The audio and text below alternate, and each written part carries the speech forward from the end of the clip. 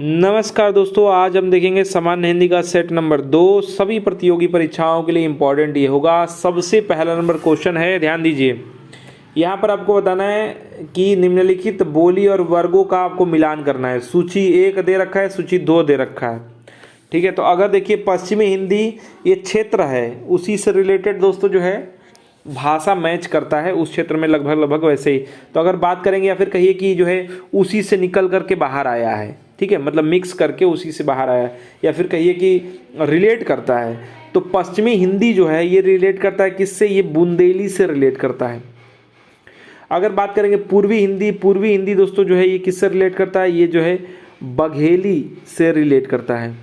अगर बात करेंगे बिहारी हिंदी मगही से रिलेट करता है, और राजस्थानी मेवाती मिलेगा।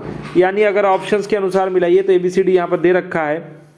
ए का क्या होना चाहिए? ए का 2 होना चाहिए, तो ए का 2 सिर्फ बी में है, तो 20 का राइट आंसर हो जाएगा। या फिर अब पीछे से भी मिलाते तो राजस्थानी मेवाती को भी अगर मिला देते तभी भी आप बी पे पहुंच जाते। ठीक है, तो यहाँ पर देखिए सब मिल चुका है, आप देख लीजिए अच्छे से। ठीक है, राजस्थानी का मेवाती से रिलेशन है, मतलब रिलेटेड है। पश्चिमी हिंदी बुंदेली से, पूर्वी हिंदी बघेली से, बिहारी हिंदी मगही से। ठीक है, तो राइट आंसर इसका ऑप्शन बी हो जाएगा। चलिए नेक्स्ट देखिए, दूसरा नंबर क्वेश्चन है। हिंदी भाषा जो है, हिंदी देखिए जब वर्तनी में आएगा तो हिंदी अगर पूछेगा कौन सा सही लिखा हुआ है तो ये वाला सही करिएगा। हिंदी भाषा किस लिपि में लिखी जाती है? तो जो लिपि है वो है देवनागरी लिपि, लेकिन ऑप्शन में तो देवनागरी है नहीं, तो लगाएंगे इनमें से कोई नहीं, डी इसका राइट आंसर लगाएंगे। लेकिन याद रखिएगा देवनागरी लिपि जो है वो किस लिपि से आई है? ये दोस्तों जो है विकास हुआ है इसका ब्राह्मी लिपि से। याद रखिएगा विकास किससे हुआ है? ब्राह्मी लिपि से हुआ है। और इसमें क्या होता है, हम बाएं से लिखते हैं, जैसे क लिखा तो इधर ख लिखेंगे, फिर ग लिखेंगे। लेकिन इसी प्रकार से अगर खरोष्ठी आ जाए, खरोष्ठी लिपि जो होती है उसमें क्या होता है, अगर क इधर लिखेंगे तो ख इधर लिखेंगे, ग इधर, मतलब ये दाएं से बाएं चलता है, ये बाएं से दाएं चलता है। ठीक है, ये सभी पॉइंट्स याद रखिएगा, हो सकता है कभी कभी घुमाने के लिए आपको दे दे। नेक्स्ट बात करेंगे, सो सुख सुजस सुलभ मोहि स्वामी, इसमें अलंकार पूछा जा रहा है। जब भी देखिए 100 का इसमें आवृत्ति हो रहा है, यानी कि कई बार रिपीट हो रहा है 100। क्या रिपीट हो रहा है? 100। जब भी वर्ण रिपीट होगा, कोई एक वर्ण रिपीट होगा, तो वहां पर कौन सा अलंकार हो जाएगा? अनुप्रास अलंकार हो जाएगा। मैंने आपको पहले नंबर सेट में ही ये समझाया, बार बार रिपीट करेंगे क्वेश्चंस आपको सब यहाँ पर जो है क्लियर हो जाएगा। वैसे अलंकार से, समास से एक एक करके मैं चैप्टर वाइज डालूंगा। ठीक है, चलिए तो यहाँ पर अनुप्रास अलंकार हो जाएगा। नेक्स्ट बात करेंगे, पायो जी मैंने राम रतन धन पायो।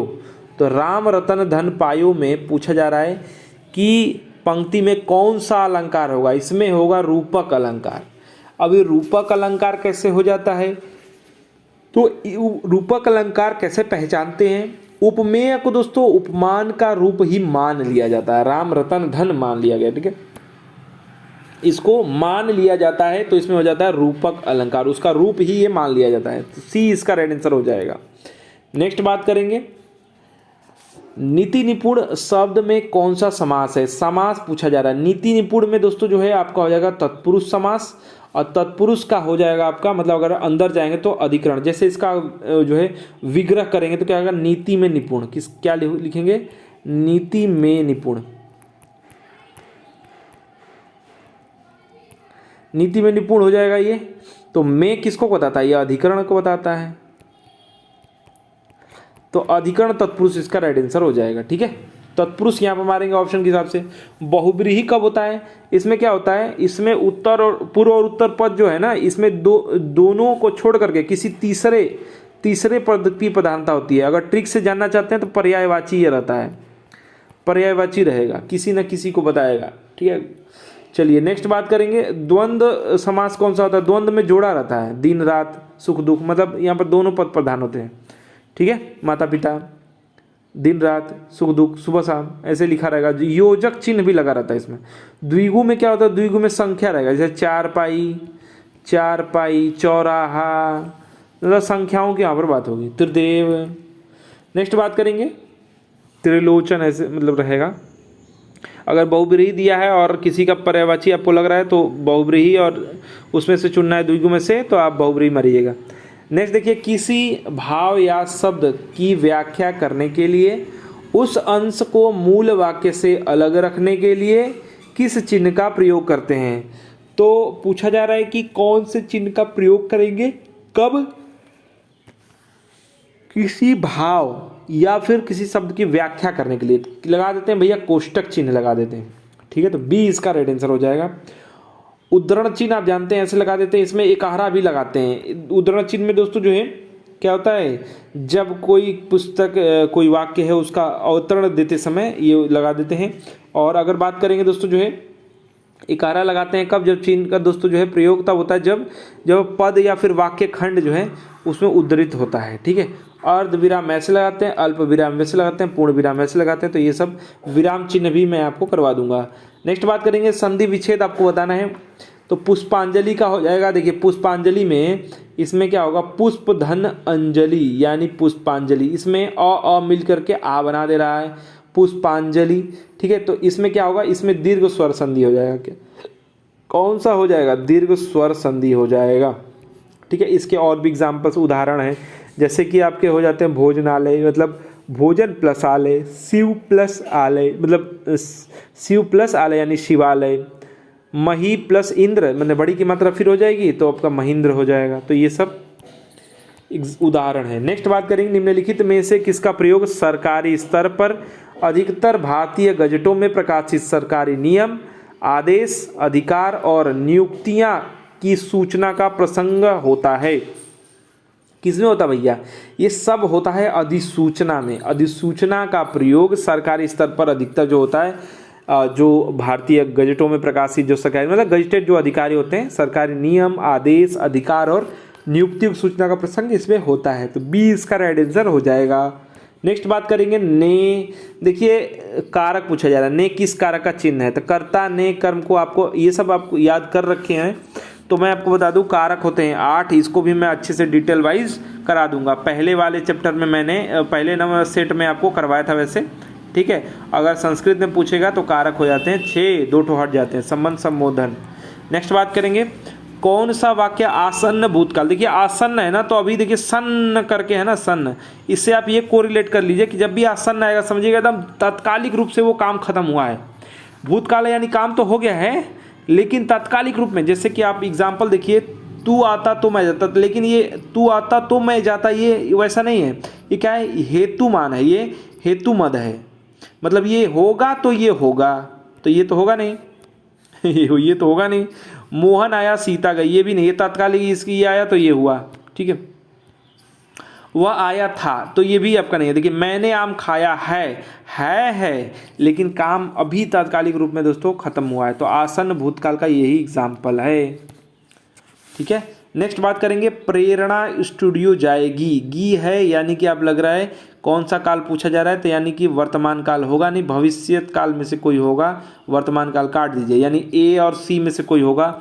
तो प्रेरणा स्टूडियो जाएगी है, तो ये सामान्य जो है भविष्य काल है, ठीक है। ये संभाव्य नहीं होगा क्योंकि यहाँ पर वो ऐसा थोड़ी है कि हो सकता है कि बारिश होगा, ऐसे मतलब ऐसे करके लगा रहेगा, मतलब संभावना जब व्यक्त रहेगा तो ये लगा सकते हैं, ठीक है। लेकिन यहाँ पर जो सामान्य भविष्य काल है। नेक्स्ट बात करेंगे राम ने कहा कि मैं घर जाऊँगा, मैं जो घर जाऊँगा है वो कौन सा वाक्य है, तो ये काल नहीं पूछ रहा है, वाक्य पूछ रहा है।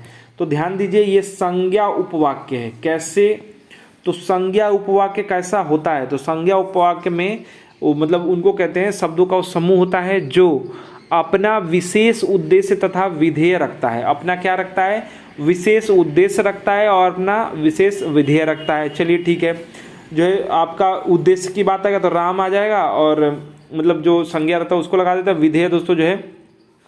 तो यहाँ पर क्या पूछा जा रहा है कि कौन सा, तो संज्ञा उपवाक्य है। अगर दोस्तों बात करेंगे तो पकड़ेंगे कैसे, तो अपना इसका उद्देश्य रहेगा, विधेय रखेगा, ठीक है, विशेष उद्देश्य और विशेष दोस्तों विधेय रखता है, और एक संज्ञा का कार्य करता है। क्या करता है, संज्ञा का कार्य करता है, विशेषकर कर्म का। और एक और ट्रिक है, प्रारंभ में दोस्तों की से ये अलग होता है। क्या होता है, की से दोस्तों ये शुरू हो जाता है, ठीक है। तो ये सब जो है ज़्यादा से ज़्यादा सेट्स करेंगे तो आपको पता चल जाएगा। कर्म के आधार पर क्रिया कितने भेद होते हैं, क्रिया के भेद कर्म के आधार पर 2 होते हैं, अकर्मक और सकर्मक, ठीक है, तो 2 आपके होते हैं, तो यहाँ पर राइट आंसर क्या हो जाएगा, डी यहाँ पर राइट आंसर हो जाएगा 2। नेक्स्ट देखिए, भोर का तारा एकांकी है और इसके लेखक पूछा जा रहा है। इसके जगदीश चंद्र माथुर जी। याद करना है तो भोर का तारा, तो चांद देख रहे हैं रात को, तो ये इससे आप जो है याद कर लेंगे। ठीक है, बी इसका राइट आंसर हो जाएगा। इनके कुछ और इम्पोर्टेंट रचनाएं हैं, अगर आप चाहें तो लिख लीजिएगा, एग्जाम में आता है। कोणार्क एक है, और है ओ मेरे सपने, क्योंकि रात को ये जग रहे हैं तो चांद दिख रहे हैं, तो ऐसे आप याद कर सकते हैं। ओ मेरे सपने, सर्दियाँ, सारदियाँ, 10 तस्वीरें। देखेंगे ये जो है क्या कर रहे हैं, कल्पना टाइप का कर रहे हैं, तो आप ऐसे करके, एकांकी हैं, अकेले हैं, इसलिए पहला राजा। ये सब इनके कुछ एग्जाम्पल्स हैं जो कि एग्जाम में बहुत बार आता है, इनके रचनाएं हैं। ठीक है, जगदीश चंद्र माथुर याद रखिएगा, भोर का तारा। नेक्स्ट बात करेंगे, मेरा छोटा भाई प्रशांत। ठीक है, धार्मिक पुस्तक अधिक पढ़ता है, यहाँ पर यह ढ रहना चाहिए था, पुस्तकें रहना चाहिए था, तो थोड़ा सा लिखने में मिस्टेक हो गया, तो यहाँ पर ये कर लीजिएगा। चलिए, मेरा छोटा भाई प्रशांत, तो ये क्या है, इसमें पूछा जाए विधेय विस्तारण, तो देखिए जो प्रशांत तक है, मेरा छोटा भाई प्रशांत, ये क्या हो जाए आपका, ये आपका हो जाएगा आपका उद्देश्य, उद्देश्य। ठीक है, उद्देश्य विस्तार, उद्देश्य और उद्देश्य विस्तार आपका यहाँ हो जाएगा। अगर बात करेंगे धार्मिक पुस्तकें अधिक, यहाँ तक धार्मिक पुस्तकें अधिक जो हो जाएगा विधेय विस्तार हो जाएगा। और पढ़ता है क्या हो जाएगा, ये पढ़ता है आपका विधेय हो जाएगा, क्या हो जाएगा, विधेय। तो ऑप्शंस में से पढ़ता है विधेय हो जाएगा, मेरा भाई प्रशांत क्या हो जाएगा, उद्देश्य हो जाएगा, यहीं पर लिख दे रहा हूँ, ये हो जाएगा विधेय, ये हो जाएगा उद्देश्य, और धार्मिक पुस्तकें ये जो विधेय विस्तारण, क्योंकि ये विधेय है, विधेय विस्तारण ये यही पूछा है। ठीक है, विधेय विस्तारण पूछा है, यही इसका राइट आंसर, धार्मिक पुस्तकें अधिक। ठीक है, तो बी इसका राइट आंसर हो जाएगा। नेक्स्ट बात करेंगे, विलोम की दृष्टि से शुद्ध युग्म, मतलब विलोम इसका यही होना चाहिए। तो देखिए, विराग का जो होता है विलोम, वो होता है अनुराग, और यहाँ पर दिया है चिराग, तो ये तो गलत हो जाएगा ना, तो ये तो नहीं होगा। संयुक्त वियुक्त होता है, सरस का क्या होता है, सरस का होता है नीरस, सरस का जो विलोम होता है क्या होता है, नीरस होता है। अर्वाचीन का क्या होता है, अर्वाचीन का होता है प्राचीन। ठीक है, तो राइट आंसर इसमें से जो हो जाएगा वो बी वाला होगा, इसका जो है विलोम शब्द युग्म सही दिया हुआ है। ठीक है, ये सब लिख लीजिएगा अगर आप लिखना चाहे तो, क्योंकि एग्जाम में इसी में से क्वेश्चन पूछे जाते हैं।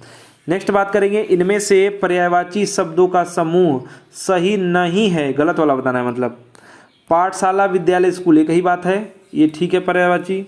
नारी, महिला, औरत, ये भी ठीक है पर्यायवाची। पहाड़, पर्वत, पुस्तक, देखिए यहाँ पर पहाड़, पर्वत, ये पुस्तक दे दिया है। पहाड़ का क्या क्या होता है, गिरी होता है,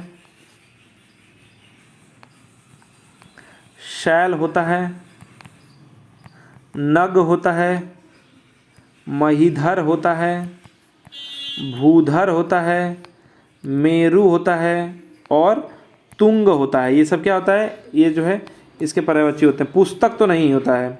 आग, अग्नि, अनल, ये सब ठीक है, तो यहाँ पर जो गलत है वो ये सी वाला है। नेक्स्ट बात करेंगे, जिस वाक्य में कर्ता की प्रधानता होती है, लिंग वचन प्रायः कर्ता के अनुसार होते हैं, उसको कहेंगे कृतवाच्य। ठीक है, देखिए जो है वाच्य दो होते हैं, 3 प्रकार के होते हैं, एक होता है कृत, एक होता है कर्म, एक होता है भाव। ठीक है, तो यहाँ पर क्या हो जाएगा, तो यहाँ पर दोस्तों जो है राइट आंसर हो जाएगा कृतवाच्य, यानी बी यहाँ पर राइट आंसर हो जाएगा। जैसे एग्जाम्पल में देखना चाहिए, लड़का खाता है, तो वहाँ पर दोस्तों जो है कर्ता पर पड़ता है। ठीक है, जिस वाक्य में कर्ता की प्रधानता होती है। नेक्स्ट बात करेंगे, कृपण तथा कृपाण शब्दों के क्रमशः अर्थ होंगे। अर्थ बताना है कृपण और कृपाण का। तो कृपण मतलब होता है, क्या होता है, कृपाण तो सभी जानते हैं कटार होता है, तो 1 2 3, इन तीनों में से कोई राइट आंसर होगा। क्रमशः का मतलब होता है इधर उधर नहीं लिखा रहेगा, तो इधर उधर लिखा है। और कृपण मतलब होता है कंजूस, याद रखिएगा, कृपण मतलब क्या होता है, कंजूस होता है। तो यही इसका राइट आंसर होगा बी वाला, कंजूस और कटार। कंजूस तथा कटार। नेक्स्ट बात करेंगे सुशिक्षित में उपसर्ग बताना है। तो सु है, सु मतलब अच्छा होता है, शुभ होता है, अच्छा होता है। तो राइट आंसर क्या होगा सुशिक्षित में? सरल, सुखी, अच्छा, विशद, ये सब जो है सु का मतलब होता है। सु यहाँ पर उपसर्ग लगा। उपसर्ग मतलब आगे और प्रत्यय मतलब पीछे।